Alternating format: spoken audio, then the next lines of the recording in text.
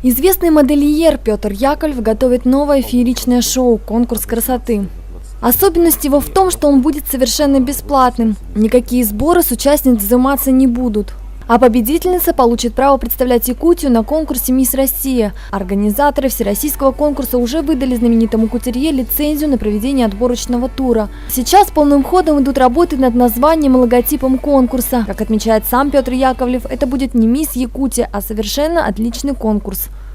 Хочется немного отойти от главного стандартного конкурса, да, и, скорее всего, я даже не знаю, как все обстоит, потому что, как мы примем данные участниц, фотографии и так далее, по этим видео, снэпам, кастингам и так далее, пройдет отбор уже в Москве заранее.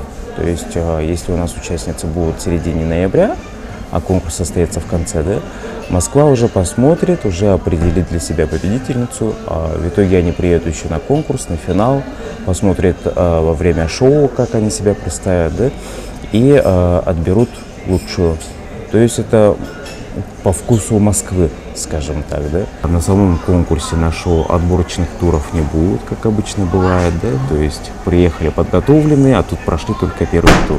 Такого не будет. Уже начинаем работу над короной.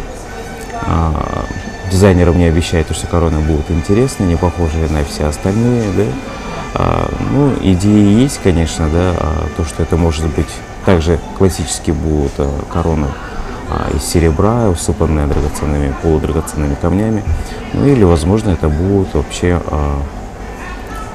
из кости мамонтового бивня, да, скажем, да, вдруг инкрустированные бриллиантами и так далее. Ну, посмотрим, как это все получится.